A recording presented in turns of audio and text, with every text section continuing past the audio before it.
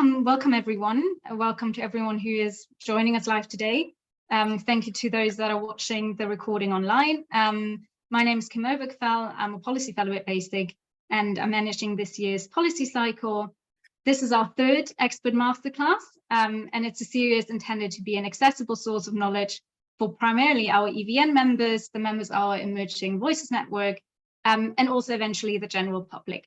For now, we have set these sessions as webinars, which means participants cannot see each other, but please don't worry, we'll bring you in later.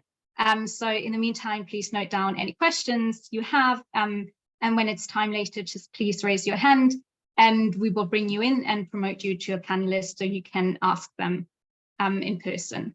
Now, without further ado, I'd like to introduce today's senior expert. We are joined by Dr. Vincent Intondi, who is Professor of History and Director of the Institute for Race, Justice and Civic Engagement at Montgomery College in Takoma Park, Maryland.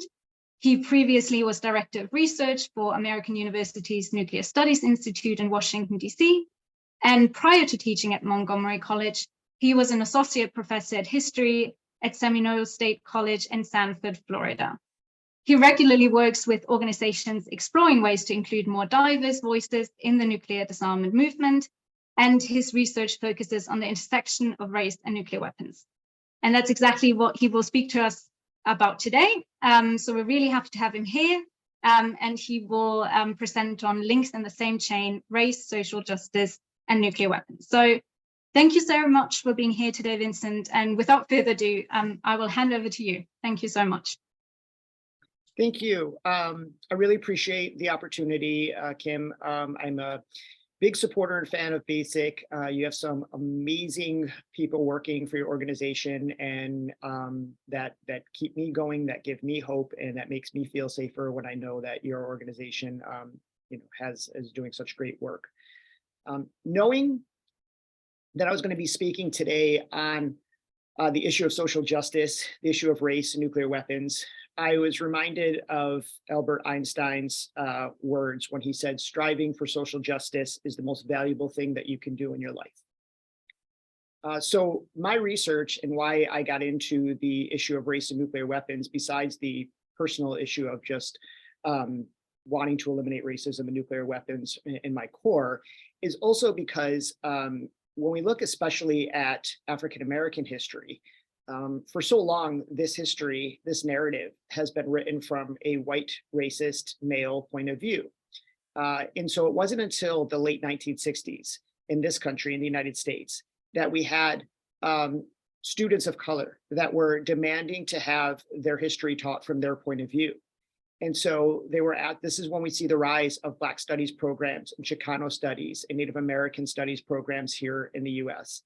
And so when it comes to African-American history, there is still a lot to fill in and that we're still researching and writing. So I look at it as a giant brick wall.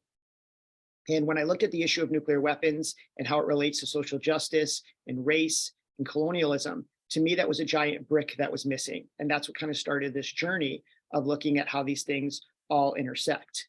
And to properly do that, we have to go way back, back much further than when the bomb was even thought about.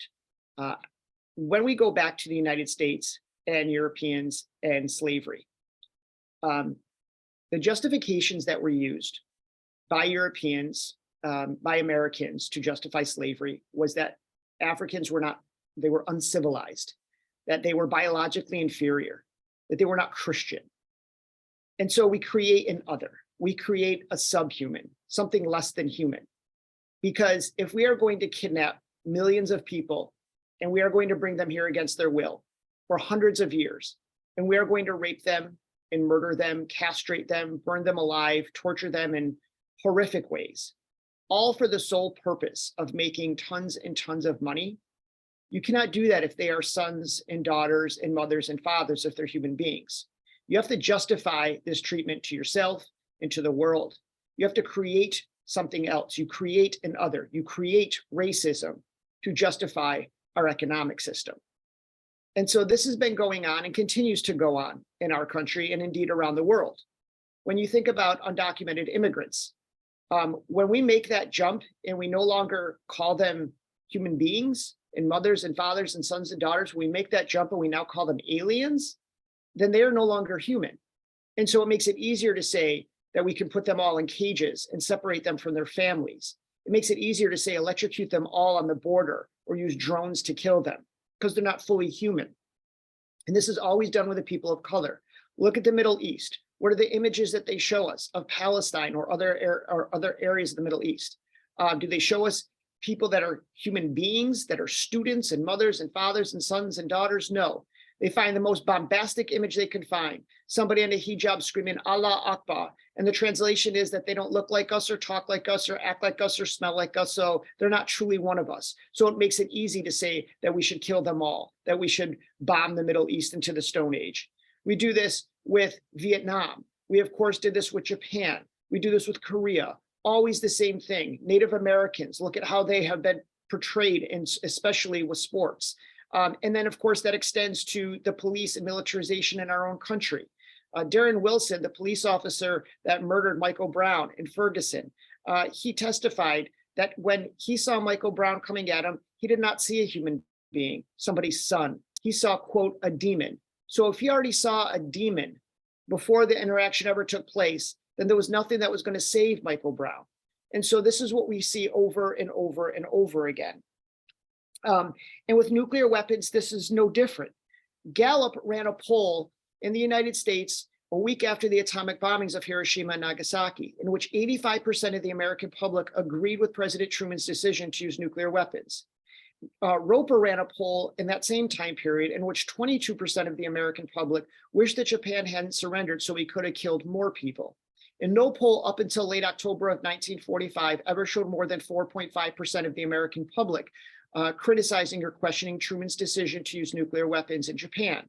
And that is because we had a genocidal race hatred against the people of Japan that is unprecedented in our nation's history, even stronger than the hatred that we have shown towards people of Asian descent with COVID or people of Middle Eastern descent after 9/11. In our media, in books, in magazines, everywhere, the Japanese were not human beings. They were rats, they were vermin, they were yellow monkeys that needed to be exterminated. And we did not do this with the Germans. We are very careful to separate Germans from Nazis, Italians from fascists. But after Pearl Harbor, all the Japanese were now deemed guilty. In fact, General Joseph Stilwell wrote to his life, quote, "When I think of how these bow-legged cockroaches have ruined our calm lives, it makes me want to wrap Jap guts around every lamppost in Asia." And so again, we weren't using nuclear weapons on human beings, but on an other, something less than human.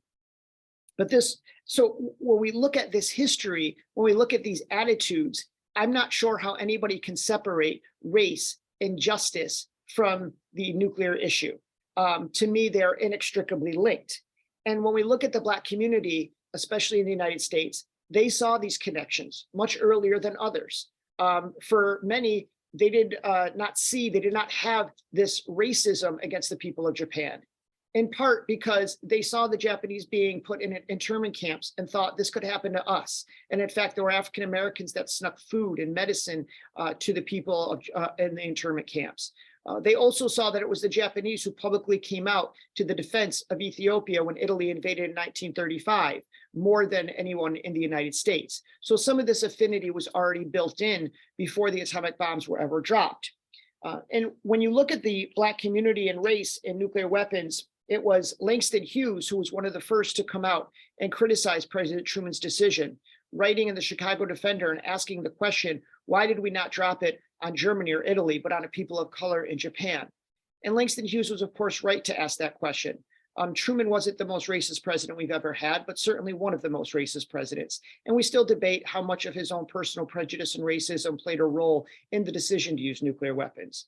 Truman, if you go through his letters to his wife, Bess, or his own personal diaries, rarely ever refers to African Americans as anything other than the N-word. He admits to his wife in a letter that he thinks that Black men ought to be in Africa, yellow men in Asia, and white people in the United States, and admits that he is race prejudice.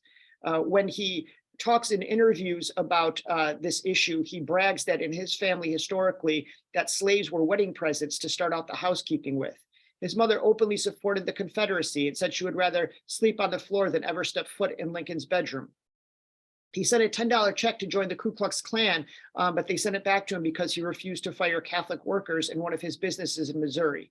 And when he was found out that we have dropped the atomic bomb on Hiroshima, instantly killing hundreds of thousands of people, the first thing he did was jump up in the air and say, quote, "This is the greatest thing in history." And this activism and this organizing around race and social justice and nuclear weapons continues in the Black community. We see this with W.E.B. Du Bois. We see this with Paul Robeson. Paul Robeson was somebody that consistently brought up the issue of where are we getting uranium to build these nuclear weapons? And the answer, of course, was the Belgian-controlled Congo.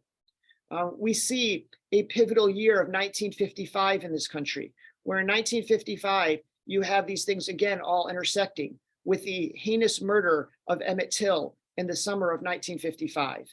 And in December of that year, Rosa Parks refusing to give up her seat on the bus. But in the middle of that, in that same year, was the Bandung Conference in Indonesia, the All-African Asian Conference, in which they were coming out against white supremacy, colonialism, and nuclear weapons. In the late 1950s, when the French decided to test their first nuclear weapon in Africa, in the Sahara, it is Bayard Rustin, the gay African-American civil rights icon and activist in this country, who sees how these things are related and puts a team of activists together working with Kwame Nkrumah, because all at the same time, all these independence movements are happening throughout Africa, and puts his body on the line in Africa to try to stop the French nuclear test, seeing how these things are connected. When we look at the late 1950s and early 60s with Dr. King, it is Dr. King who said when he was in a prison cell in 1963 in Birmingham, when people had said to him that he should wait, that he was moving too fast, pushing too hard, that when he said an injustice anywhere is a threat to justice everywhere. And he knew how that tied to nuclear weapons because his wife had taught him so much about it. Coretta Scott King, a long seasoned activist on this issue, and always combining social justice and race and nuclear weapons. And so it was Dr. King that would consistently say, what does it matter if we achieve this social justice if we are all dead from nuclear war? How can we be concerned about integrating lunch counters and not be worried about the world in which we're trying to integrate? And we see people throughout the 60s like Lorraine Hansberry, people that we want to marginalize, people that we want to just compartmentalize and say that a raisin in the sun encapsulates all that she is, when she was so much more than that. A feminist, a socialist, a social justice warrior, and yes, an anti-nuclear activist.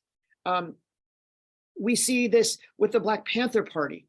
We see this throughout the 1980s. In the 1980s, the height of the anti-nuclear movement, when we had the June 12th, 1982 rally and march in Central Park in New York City, where over 1 million people came together to demand an end to the arms race and indeed move the needle on arms control globally with the US and with Russia.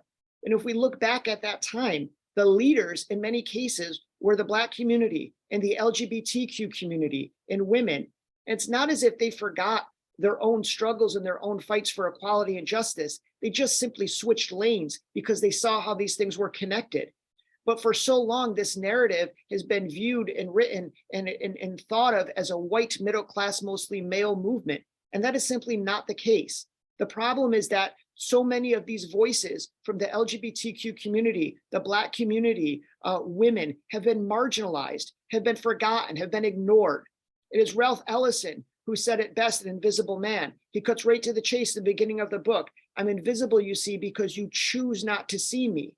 And that is so crucial when we look at this history and we build a movement linking social justice and race and nuclear weapons, that this movement, like other movements, needs to be indigenously led, that people need to see themselves in this fight, that the people most affected by nuclear weapons should be the ones leading the fight against nuclear weapons.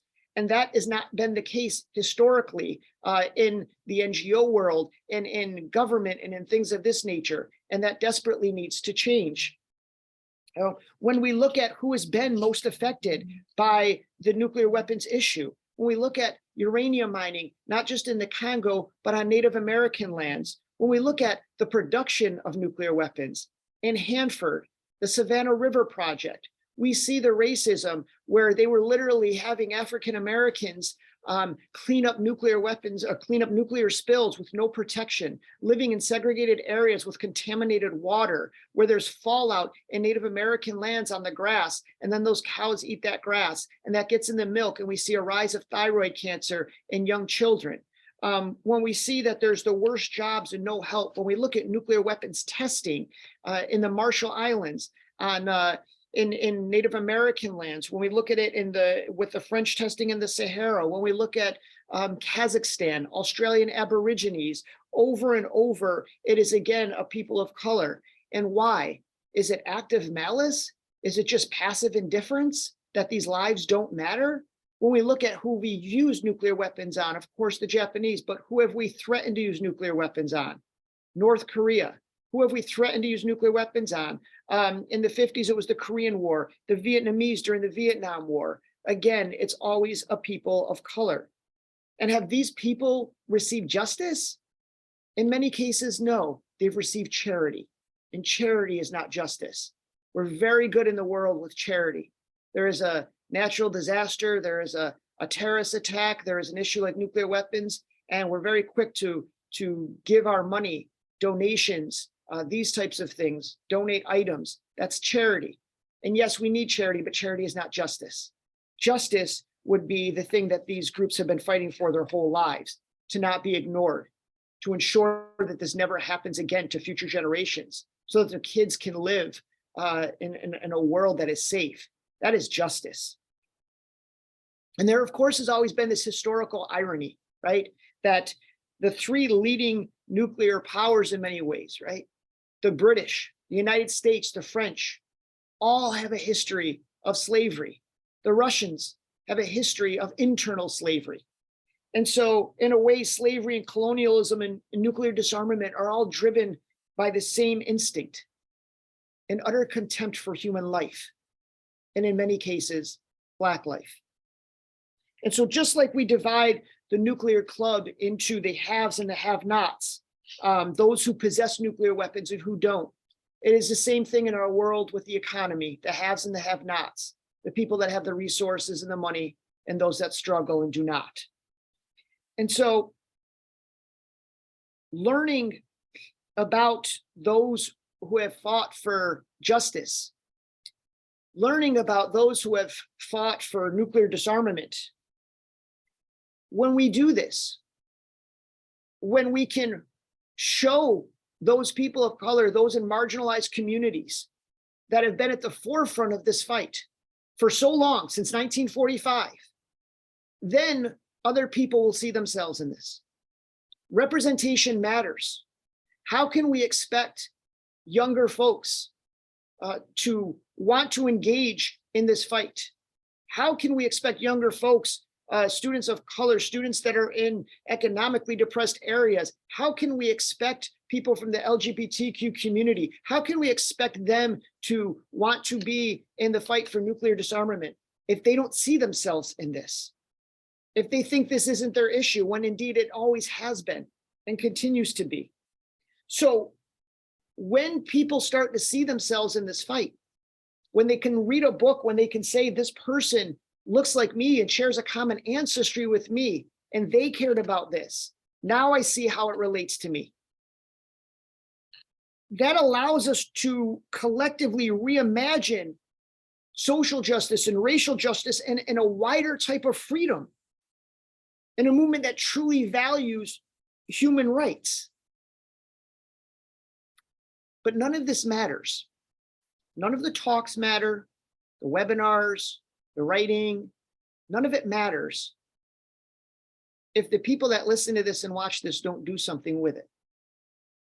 President Obama, when he visited the Holocaust Museum, said, "Remembrance without resolve is a hollow gesture, and awareness without action means nothing." So that's the important part. What do we do with this? I've repeatedly told students and groups that I have no artistic ability whatsoever. I can't draw a stick figure to save my life. I can't play a musical instrument to save my life. What I have is my ability to write and to speak.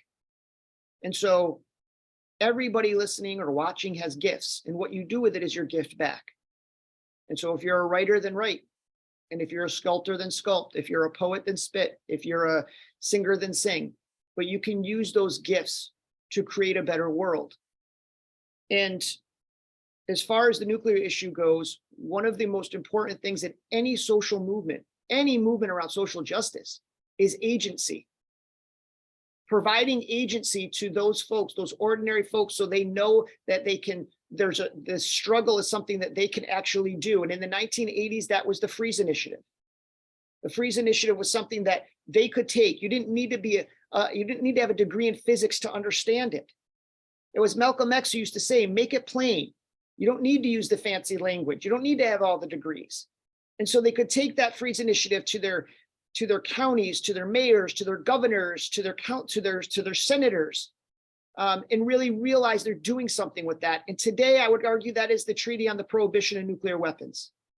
The Treaty on the Prohibition of Nuclear Weapons is something, it is a tool. It is something that we can use, like with landmines, like with chemical weapons, to stigmatize nuclear weapons. It is a tool that we can use to take to our cities.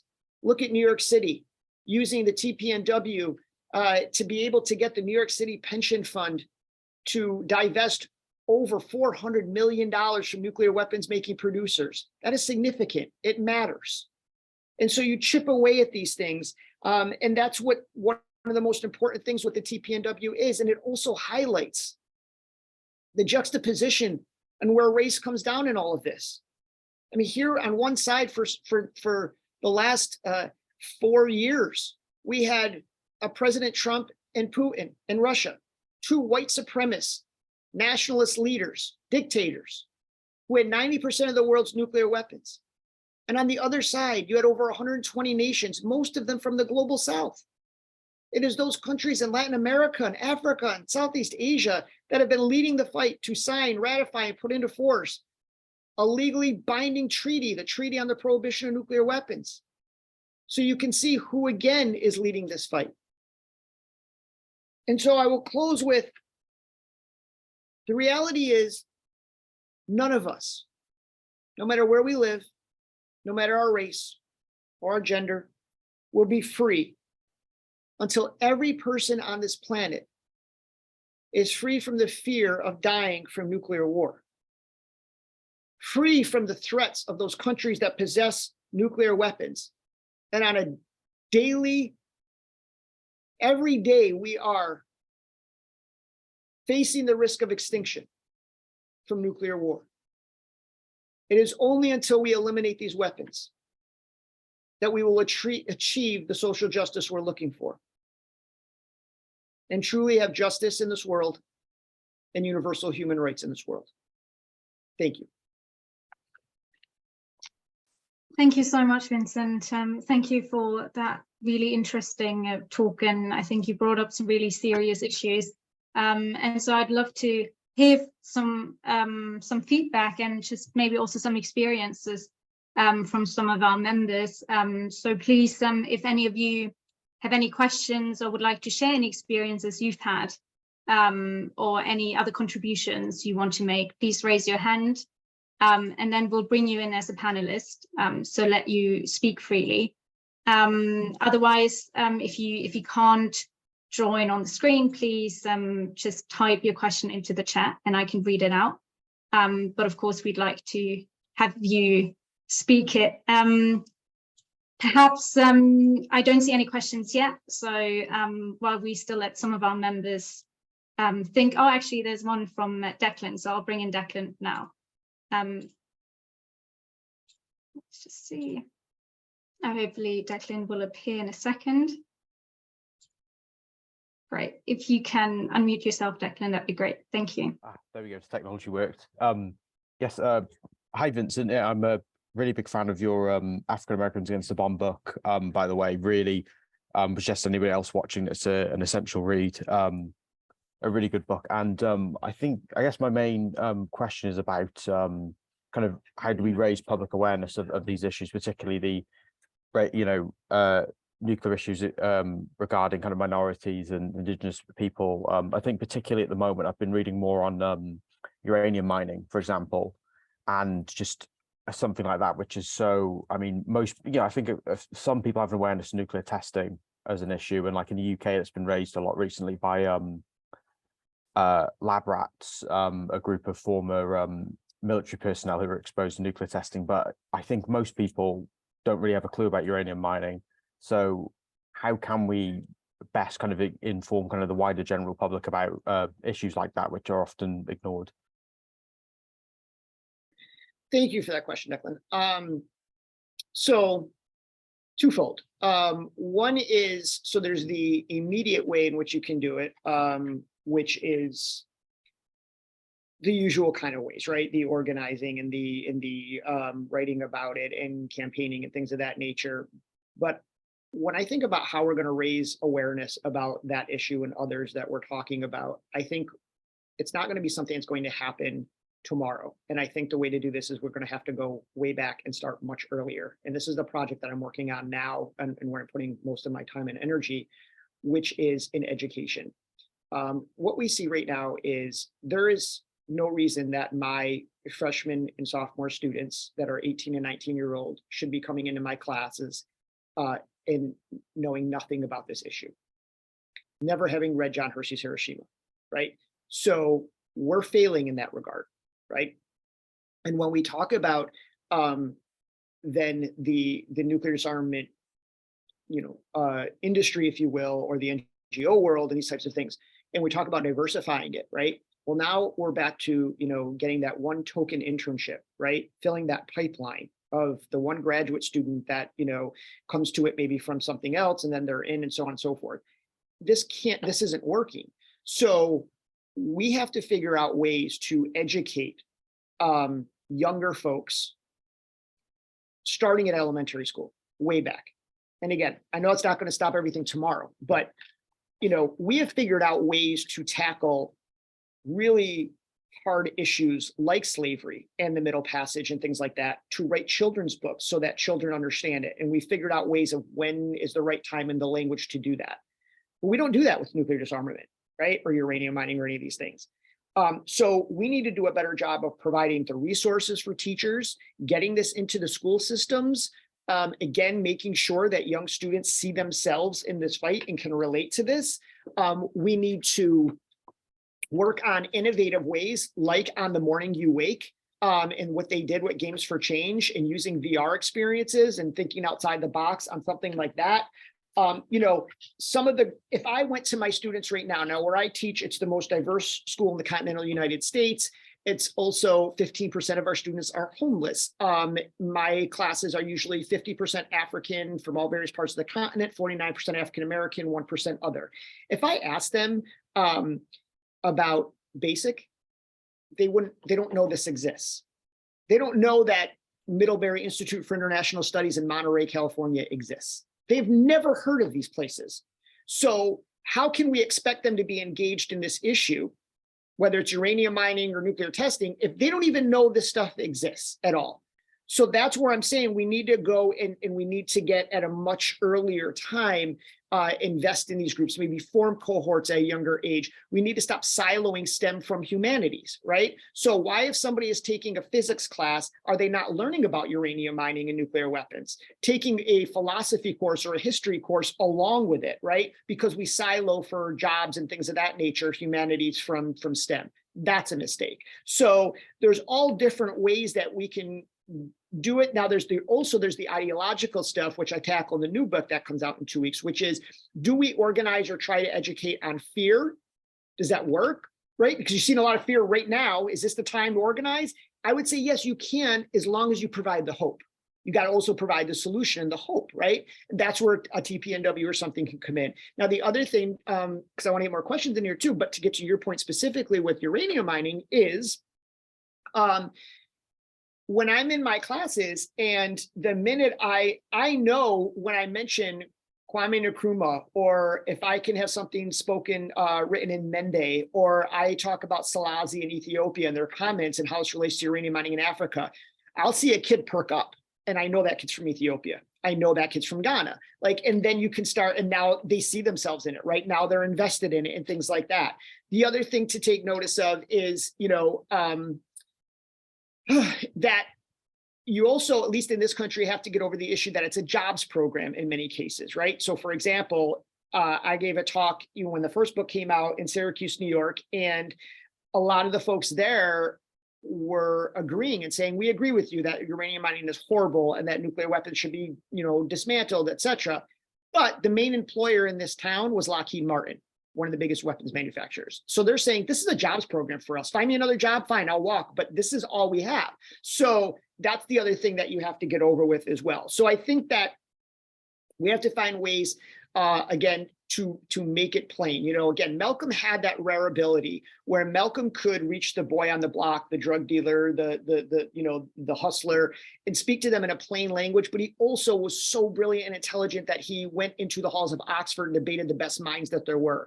And outside of Tupac Shakur, I haven't really seen somebody that has that crossover ability like that. And that's what you need, somebody that can break this stuff down to folks that are not as educated as maybe us here and say, look, this is why it's important. This is how it's affecting you personally. This is, and so on and so forth, is making things plain. And that's something, again, that, and it's harder with uranium mining versus, say, the environmental movement, right? Because the climate change movement, you can see, it's tangible. You can see the fires, you can see the train derailments, you can see it with your own eyes. And you can say, all right, I got to fight to stop Keystone or Standing Rock, right? Those are physical things you can fight and win for. Harder to do that with uranium mining. People don't even know what uranium looks like or how it even works or how it even fits in a bomb or any of these things. You start saying no first use and ICBMs, their eyes gloss over. So we have to find a way also to make this, again, digestible so that we can reach audiences and people that normally are not in our circles. And once you start reaching a wider group, then you'll start to see more movement and stuff like that. So again, is it a thing where we're going to fix it tomorrow? No, but for this movement in particular, it's important that all of us that work on this realize that what we're doing is not for our generation. As much as I hate to say it, the reality is I know when I die that racism and nuclear weapons are probably still going to be on this planet. But if I can chip away at it a little bit for the next generation and the next generation, and then we hopefully get there. Thanks. Thank you, Vincent. Thank you, Declan. Before I bring in Emily, we have, I think, 2 more questions in the chat from Ian and Saba. If either of you want to ask that question in person, please just raise your hand, otherwise I'll read it out, but I'll bring in Emily first. Thank you. Hi, thank you so much firstly for that talk. You speak so passionately and it's just so interesting to hear. I think we need a lot more passion in the industry sometimes. Sorry, my dog's having a mad half hour in the background. But my specific research is in popular culture and nuclear weapons. And I very much believe that we need to be able to visualize it in order to imagine it and fear it and to feel responsible for it and to kind of be moved to do something. And you've already mentioned in your last answer on the morning you wake, which I find so interesting as like a kind of innovation and where this could go in the future.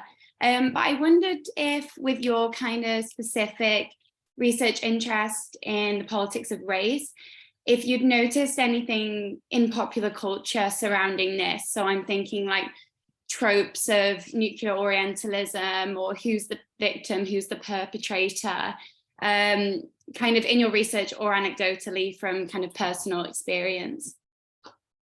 Thank you for that. And Emily, that issue is so important to tackle, especially when you look back in the 80s, when you look back, I did a lot of this for the new book, looking at this kind of culture, because where I think you see it, not so much the tropes, but first you have, in the 1950s, that nuclear fear, right? So make sure that we have this enemy over here, the Red Menace, and make sure they're going to, so hide under your desk and things like that. Now we realize how silly that is, hiding under your desk like that would do anything, but we had all of this, now in that regard, you can start looking at the racism in terms of civil defense. And there has been studies done on this where Black schools in the United States did not get the proper, advertising training, told what to do versus white schools, predominantly white schools. Their other thing is, you start seeing it in movies and films and things like that. But once you start getting to the 80s, I think where popular culture really plays a role is first off in music.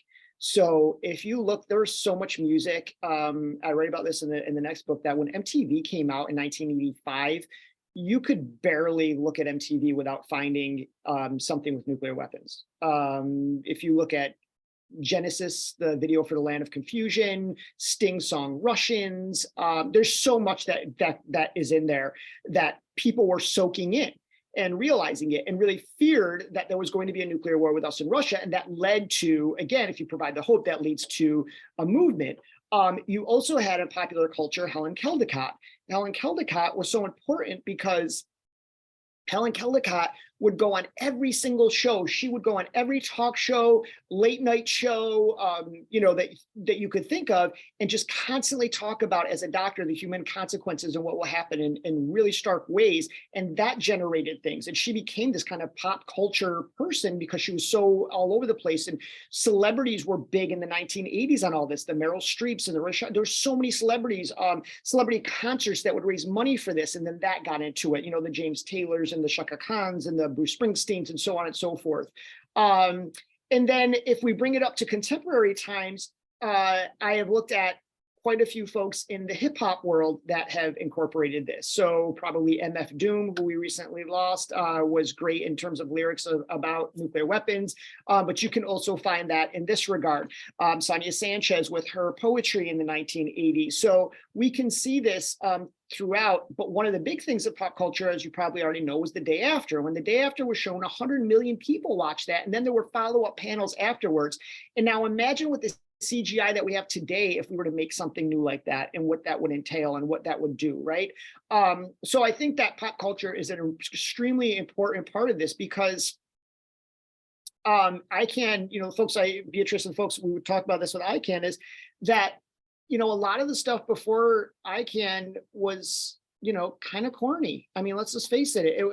Why are kids not attracted to this? It was the old, gray beards. And, I went to a talk, they invited me out. The whole thing, it was not too long ago. It was like all about trying to get young kids involved. And I get on the talk and they're literally like playing Pete Seeger and Bob Dylan. Now, I love Pete Seeger and Bob Dylan, but if we're trying to reach a new generation of kids, we're not going to reach them that way. So you got to think about how we're going to do that differently. And that's why I do love On the Morning You Wake, not just because I love the folks involved in it, of course, Ray and Michaela and Cynthia, but because they're willing to say, okay, we need to find a new way of reaching students, and how do we get this kind of in the zeitgeist? And so I think that's what we need, is to look at different ways of doing it. It went kind of hand in hand with, just marketing matters, branding matters, and that even plays with the issue that I deal with. I see the looks on my kids' faces when they, are already invested and they already look to Malcolm X or the Black Panther Party, or, some of these folks they kind of romanticize, and they realize that they're in this fight and that they're actually, care about this issue. And they're like, whoa, now, I want to be part of this, etc. So I think popular culture is a really important piece of this, and has been in every social movement that we see. And yeah, I think that I look forward to your research and, reading whatever comes out of this. I know that, William Knobloch's book tackles this. It's a shorter book that tackles this. And there's, some other great books, Atomic Tunes and others. So if you ever want to email me directly, I can, give you some sources, or I'd be willing to talk, offline separately about all the stuff you're working on, no problem. And in fact, I'll put my info in the chat so everybody, has it, they can reach out. Great. Thank you, Vincent. Thank you, Emily. We'll share that also with others then. So I'm going to ask Ian's question from our chat next, and that is, how does the issue of diversity, equality, and inclusivity in the nuclear policy field affect some of these decisions to test nuclear arsenals, as well as dispose of nuclear waste in areas that are predominantly Black, Aboriginal, Native American, or any other previously marginalized group? Okay, thank you for that. Sorry, I was just putting everything in. So the policy world recently is starting to have a reckoning with this issue of race, because they're recognizing that for so long it's been run by white men. And so I think with arms control, there's a difference between arms control and disarmament. There's folks that are still in favor of nuclear power energy versus nuclear weapons. There's all of these kind of things going on. There's funding issues going on, all of this. And I think that the bottom line is there's a huge issue of a lack of diversity in these organizations. Now, how that would play a role is if you have a more diverse group working in these in leadership positions, they're going to bring new ideas. they're going to see things in a different light. They're going to be able to communicate things in a different way. So it doesn't matter how many degrees I have or how many books I've written or all my experiences. I will never know what it feels like to be a Native American living on their land, knowing they're living in contaminated lands, or what it's like to be in the Marshall Islands and being told to leave your home and knowing what's happening to you, or any of these types of things. I can sympathize, be empathetic, have compassion, but I will never know what it's physically like to face that racism. And so when you have those folks then in those leadership positions, they're going to be able to, number one, have younger folks see them and then see themselves in this position. They're also going to be able, again, to think in different ways that other people aren't thinking of. It's like when you're not diversifying a movement or a policy world, you're alienating so many great minds that can bring their experiences and their ideas to the table. So why? And then in terms of who is chosen, where we are choosing to do these things, well, of course, that's just plain racism historically. The issue that we have to figure out or deal with is, has it been passive indifference or active malice? Is it that the governments just don't care about these people one way or the other? They're just expendable because they're people of color, they're poor, they're indigenous, so who cares? Or is it active malice that we actually despise these human beings and we want them to go away? Like, we want to take their land, we want to wipe them off the planet. Either way, it's reprehensible, but that's what we see happening, that again, their lives don't matter, right? The issue of Black Lives Matter doesn't come from nowhere, right? It's that historically these lives have not mattered. And in this issue, it's no different. And so that's where I think that we got to, obviously pay attention to and further study and try to organize around and so on and so forth.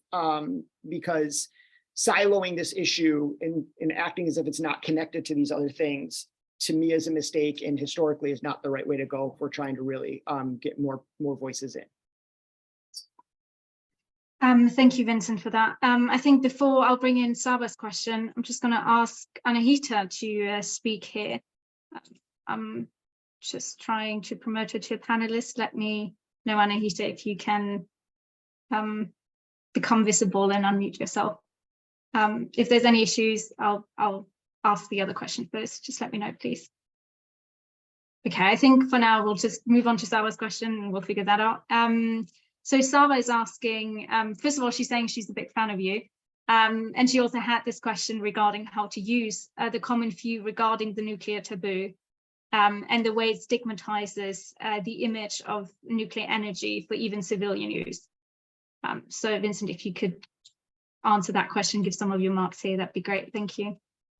Sure. So obviously, there is that debate of nuclear energy, nuclear power, and nuclear weapons. While I'm not personally a fan of any of it, I do recognize a separation of it. And I came to that conclusion from the many conversations I've had with the Hibakusha, with atomic bomb survivors, especially after Fukushima, and reaching out to them, those that I know on a very personal level, and saying, how do you feel about this now?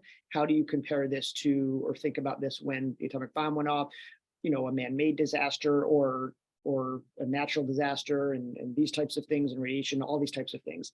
So for me, I get that nuclear energy can be cleaner and can be something to get us off fossil fuels, which is so important, especially if this nuclear fusion thing happens. I get that.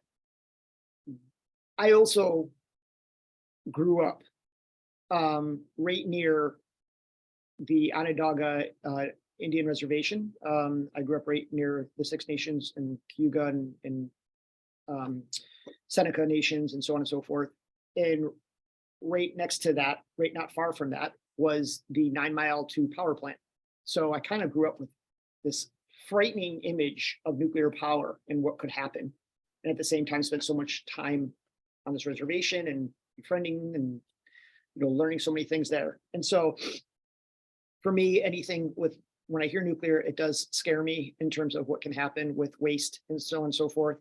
And for more knowledge about that, I did a lot of studies on the Savannah River Project, and the Savannah River Project, when you learn about what has been done there, is pretty horrific.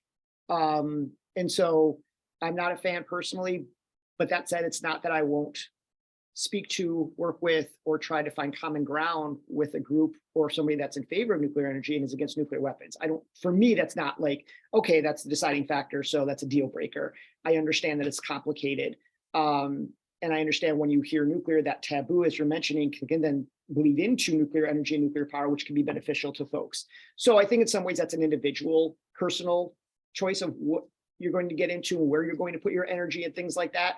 And it is something that I did deal with in writing the new book on the 1980s, because there was a split then too of what do we organize around the nuclear power issue and nuclear energy issue and nuclear weapons. So I don't think that's probably going to go away. So for me, it's not a deal breaker with who I choose to work with or support, but on a personal level, I'd rather us focus much more on solar, wind, and some other forms of energy. Thanks. Great, thank you, Vincent. I've also achieved to bring in Anita. So Anita, if you would like to go next and ask your question, please go ahead.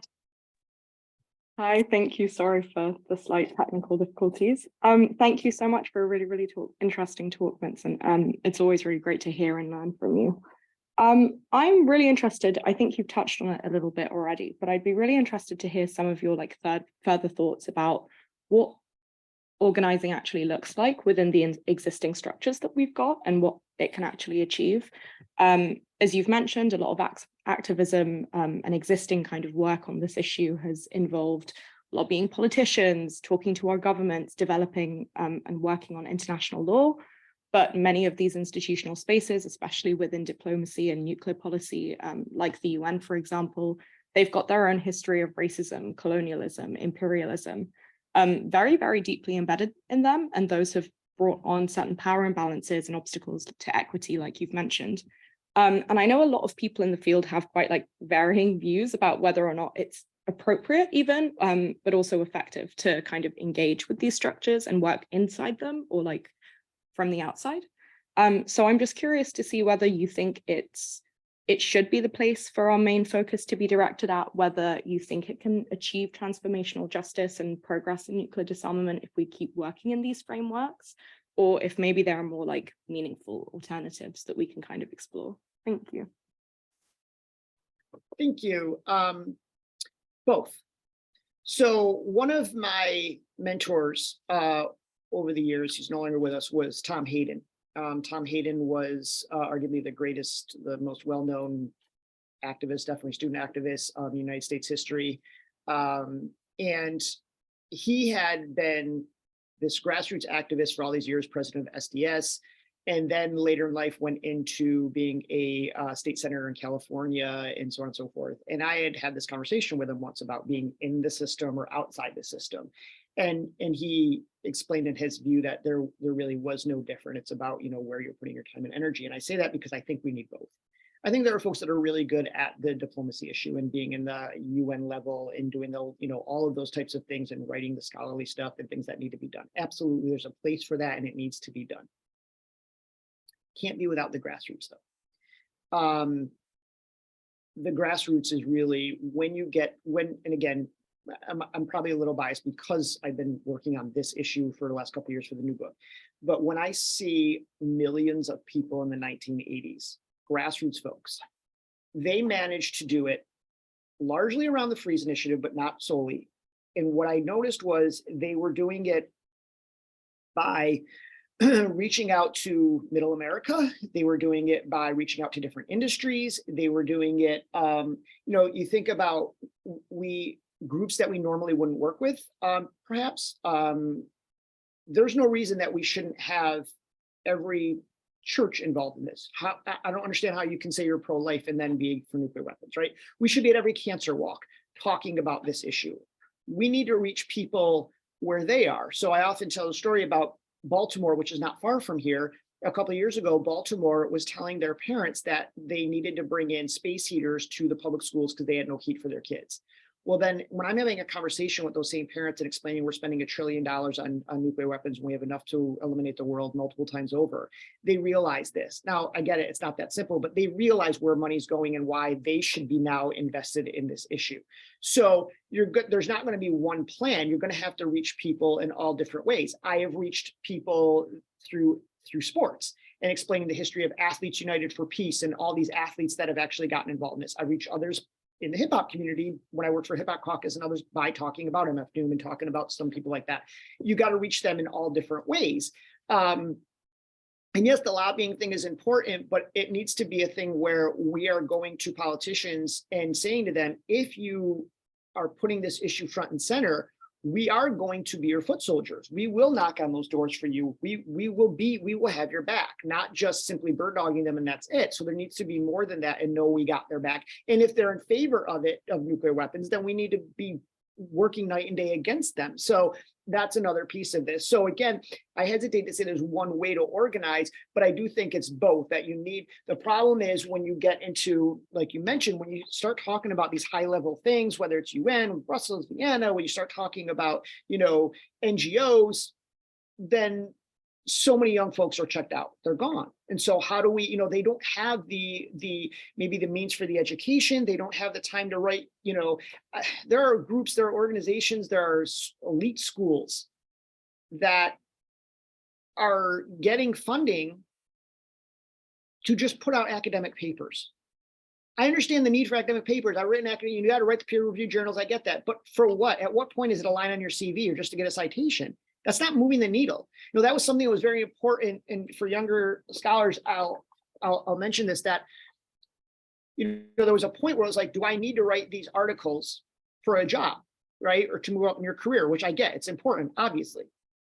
And here I would spend a year working on one academic article that would get reviewed a gazillion times and edited 100 times to get in a journal that 3 people are going to read, 1 person might cite it, but I get a line on my CV.